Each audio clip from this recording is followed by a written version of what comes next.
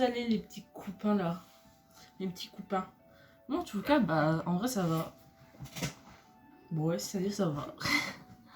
Alors aujourd'hui, comme vous avez vu dans le titre, en fait, en vrai j'explique la vidéo alors que c'est écrit directement dans le titre. C'est un peu con, mais c'est pas grave.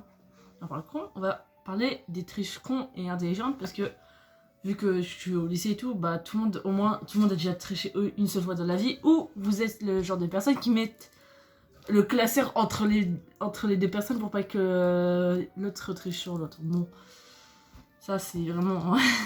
ça me pue de vraiment... Mais c'est pas grave, après vous faites ce que vous voulez, mais bon. Du coup là, aujourd'hui on va parler de quelques triches. Il y en a vraiment, désolé, mais stop, arrêtez de faire ça, c'est trop cramé quoi, mais bon. On vient ici pour mettre les points sur les i, on peut dire. Mais du coup, par contre, on va parler de triches, mais bien sûr, les triches que je vais vous parler aujourd'hui, vaut mieux pas les refaire parce que ça peut... Vous avez une interdiction après de passer des examens nationaux pendant 5 ans. Donc ça serait con de tricher pendant le brevet ou le bac et après ne plus pouvoir passer d'examen pendant 5 ans quoi. Et ça serait un peu con. Donc bon, au moins comme ça je vous préviens, c'est fait. Au moins comme ça vous êtes prévenus, vaut mieux pas tricher pendant les gros examens nationaux. Voilà. Du coup, on va commencer par du coup la première triche. La plus classique, on peut dire, tricher sur son voisin. Alors, tricher sur son voisin, c'est bien pour certains trucs, mais pas entièrement. Par exemple, ça m'est arrivé une fois dans une de mes classes. Le gars, il a triché sur son voisin. Et il a même écrit son prénom et son nom de famille. Donc on a eu facilement à savoir qui a triché sur qui, quoi. Donc c'est bien de tricher, mais pas tout tricher de A à Z, quoi. Il aurait pu faire un effort et au moins écrire son nom et son prénom, quoi. Par exemple, quand on triche sur son voisin, pas écrire exactement mot pour mot ce qu'il a écrit, quoi. C'est un peu... En fait, après, c'est trop cramé, quoi. Mais bon, voilà. En tout cas, il y a cette première triche qui est vraiment un peu con parce que, désolé, mais tricher sur son voisin de A à Z sur tous les exos, même à écrire son prénom, écrire le prénom de ton voisin, faut pas abuser quand même des fois, quoi. Mais bon, quand ça m'est arrivé une fois, je sais plus c'était en quelle classe, je crois que c'était en 5ème. Mais après, vraiment, moi, j'ai eu des classes, mais c'était vraiment une catastrophe, et encore cette année. Hein. Du coup, on va passer à la prochaine triche, qui est les micronotes. Les micronotes, pour ceux qui comprennent pas c'est quoi en gros, c'est en gros, tu prends une petite feuille de papier, toute petite vraiment, et tu écris des notes. Vous voyez, quand on passe à l'oral, des fois on a le droit d'avoir des notes. Et bah, c'est exactement la même chose, mais pour les examens. Donc il y en a qui écrivent leur son entièrement. Bon, après le papier, il doit faire je sais pas combien de lignes de mots, mais après si c'est pour tricher pour certains trucs, tu vois, tu n'y arrives pas. Du coup, t'as quelques mots à retenir, du coup, ça passe. Mais des fois, les gens avec les micronotes, ils abusent, ils écrivent leur son entièrement, quoi. C'est un peu abusé. Mais bon, voilà. En tout cas, au moins, les micronotes, c'est vraiment des trucs vraiment tout petits. Soit tu fous dans ta trousse, soit tu gardes dans ta main, tu vois, tu mets dans le creux de ta main. Vraiment, les micronotes, normalement, ça doit être vraiment un tout petit bout de papier. Regardez, je vais vous prendre un... Attendez. En gros, un micronote, tu vois, on peut mettre des notes sur un morceau de papier comme ça, tu le glisses n'importe où, quoi. Donc là, c'est une note des Autriches qui, en vrai, celle-là, si tu prends pas un papier qui est gros comme ça devrait aller, quoi. Parce que tu prends un truc comme ça, c'est cramé direct, donc bon. Vraiment, il y a... En fait, il y a des techniques, en fait, qui pourraient grave passer, comme pour copier sur son voisin, ça peut passer, tant que t'écris pas tout. Là, pareil pour les micronotes, ça peut passer si tu prends pas une feuille comme ça. Après, il faut juste, après aussi, les personnes qui veulent tricher ne réfléchissent pas. Ne font même pas un effort pour réfléchir à comment ils pourraient tricher sans se faire avoir. La plupart du temps, les gens, ils trichent, ils sont à avoir. Donc bon, après, c'est leur problème, quoi, on peut dire. Du coup, maintenant, on va passer à la prochaine triche, qui est le téléphone. Une triche que tout le monde utilise, on peut dire, pour, en tout cas, moi, au lycée. C'est photocopier, bah, pas photocopier, prendre en photo son cours, et le mettre sur son fond d'écran. Comme ça, ils font genre qu'ils regardent l'heure, hop, il y a tout. Mais après, bon, les profs, à force, ils ont capté que... Du coup, il y a certains profs, moi, par exemple, il y a certains profs, ils nous demandaient de poser notre téléphone sur le coin de la table, le dos retourné, comme ça, l'écran sur la table, et au moins, comme ça, il n'y a pas de problème là-dessus. Mais en tout cas, moi, je crois qu'il n'y avait que 2 profs qui faisaient ça, c'est tout. C'était mon prof d'espagnol et d'anglais, c'est tout, voilà.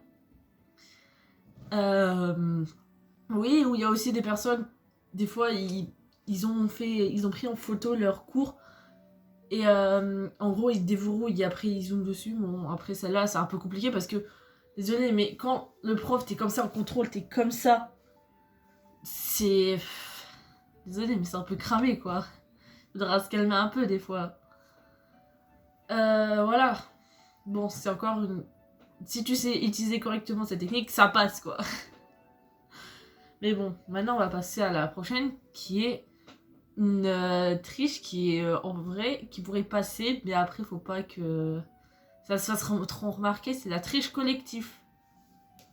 En gros, en gros c'est une triche collective, donc déjà il y a collective, donc t'as plusieurs personnes qui savent que vous trichez, vu que vous trichez avec eux. Par exemple, j'ai vu une triche où, vous voyez les blancos là, bon, ça c'est pas un blanco, mais en gros, ils mettent le morceau de papier ici, ils le mettent à l'intérieur et ils font se passer de blanco parce qu'en général, au lycée, en tout cas, moi, les gens n'ont jamais de blanco, ils grattent le blanco de tout le monde. Du coup, des fois, ils ont pensé à mettre un morceau de papier avec les notes à l'intérieur et se le faire passer en cours. Et du coup, bah, chaque fois, du coup, tout le monde a les notes.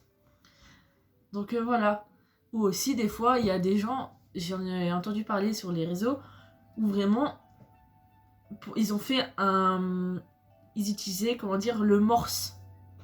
En gros, ils faisaient avec leur stylo du bruit. Et en gros, pour faire un code morse. Pour avoir... pour pouvoir pour les questions.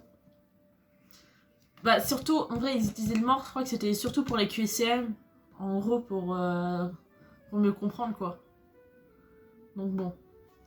Voilà, donc il y a les triches collectives, tu vois, les triches ça peut pas être que tout seul, ça peut être aussi collectif. Moi par exemple, à classe, je crois que il y a déjà eu une triche collective, mais bon. Ouais, je sais plus, je crois que c'était au tout début d'année. Vraiment, il y avait une triche collective. Moi, de base, tu vois, moi je savais pas qui du tout, j'avais demandé un blanco à ma voisine. Je l'ouvre, qu'est-ce que je vois? Un morceau de papier avec les cours dedans. Oh, ça me... J'étais à 2 doigts de me taper des morts au cours, mais je l'ai pas fait parce que vas-y, après ça aurait été cramé, le prof il serait demandé pourquoi j'étais en train de rigoler, quoi. Mais bon, c'est pas grave. Du coup, maintenant on va passer à une autre triche. La prochaine triche, c'est le stylo magique. Les personnes qui connaissent pas, c'est un stylo qui, quand t'écris, on voit rien. Mais quand après tu passes avec une petite lumière bleue, bah tu vois ce qui est écrit. Le problème avec ça, c'est que tu vois, t'es en cours, en train de passer ton contrôle et tout. Le prof, il doit sortir une lumière bleue et faire comme ça. Non mais les mecs, les gars quoi, les meufs aussi. Ça sert à rien, c'est trop cramé. Le prof, il te voit sortir une petite lumière bleue pour regarder ce que t'as écrit sur une feuille. Non. ça marche plus ça. Mais bon, c'est pas grave, allez. On va passer à la prochaine triche parce que celle-là, vraiment, elle me fume de rire. Mais je me demande encore... Je sais qu'il y a des gens qui pensent encore à le faire. Par exemple, j'ai mon frère, il a pensé à faire cette triche-là. Je lui ai dit, mais tu sais que c'est trop cramé. Vraiment, quand je parle, tu vois, des personnes qui réfléchissent même pas 2 secondes avant de faire une triche. C'est comme mon frère, quoi. Mais bon, c'est pas grave. Heureusement qu'il m'en a parlé et que je lui ai dit, parce que sinon, bien sûr, il l'aurait fait et il serait fait cramer. Mais bon, c'est pas grave.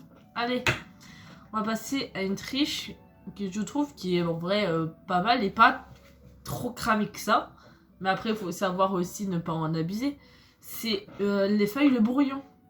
Des fois, certains profs te demandent de prendre une feuille de brouillon. Quand tu sais que ce prof-là, il te demande à chaque fois une feuille de brouillon pour que tu puisses écrire des trucs dessus, tu prends ton crayon de papier et tu écris les trucs. Par exemple, moi, maths, mes profs, ils demandaient tout le temps une feuille de brouillon. Et en gros, tu vois, t'écris les formules qu'il te faut et tu te le gardes sur le côté. Et vraiment, t'écris en tout fin, sans appuyer. Tu vois que si la prof passe, ou le prof, quand il passe, il voit pas vu que c'est hyper fin. Par exemple, il y a des gens, j'ai encore vu ça, les gens, ils utilisaient les feuilles de brouillon, mais ils écrivaient au stylo. Mais à quoi ça sert si t'écris au stylo? On voit que ça, quoi. Mais bon, en tout cas, il y a la technique des feuilles de brouillon qui est pas mal, quoi. Donc bon.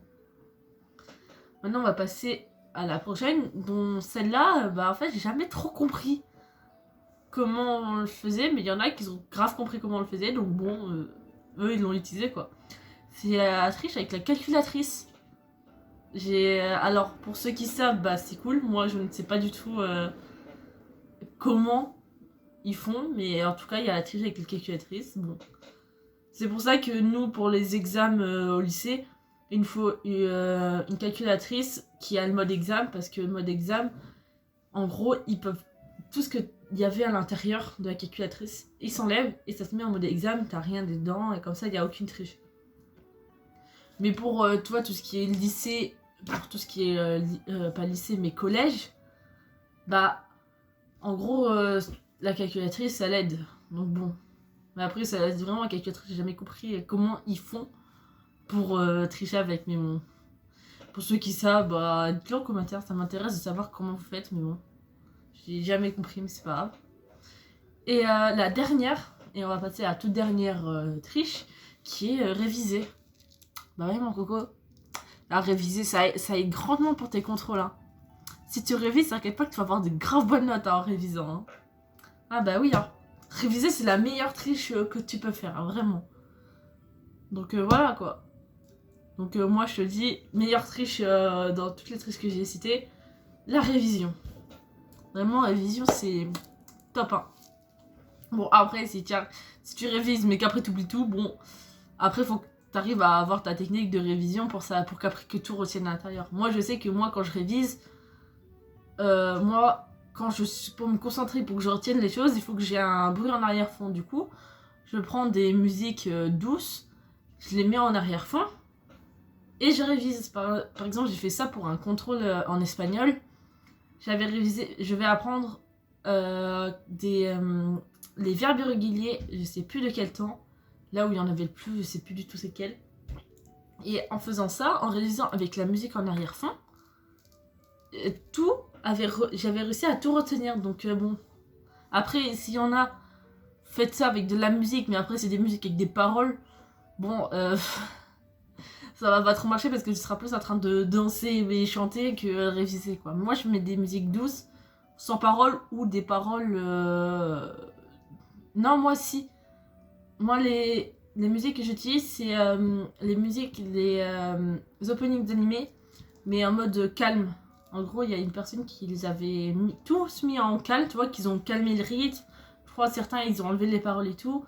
Et du coup, ça fait une ambiance, mais grave calme. Et moi, ça m'aide beaucoup pour réviser tout ce qui est verbe irrégulier en espagnol, en anglais. Vraiment, ça m'a vraiment aidé pour les matières, pour certaines matières. Donc voilà. Donc là, je crois qu'on a fini pour les triches. Donc comme je vous ai dit, la meilleure, la révision. Après, révision, c'est un peu compliqué parce qu'il y en a qui révisent, tu vois, ils révisent une fois, ils ont tout en tête. Il y en a qui révisent pendant des heures et des heures et ils n'arrivent pas à le retenir comme moi. Et moi, j'ai enfin compris que pour m'aider à réviser, il faut que j'écoute de la musique en même temps. Ou que j'ai un truc en arrière-fond. C'est vraiment un truc qui m'aide grave à me concentrer, à avoir quelque chose en arrière-fond. Je n'arrive pas à travailler dans du silence. En fait, le silence me perturbe plus qu'autre chose. Donc voilà. En tout cas, bah, c'est la fin de cette vidéo, qui je pense qu'elle va être assez courte, mais c'est pas grave, il faut bien... Je peux pas faire des vidéos de 20 minutes tous les jours. Sauf si celle-là dure 20 minutes, mais je ne sais pas.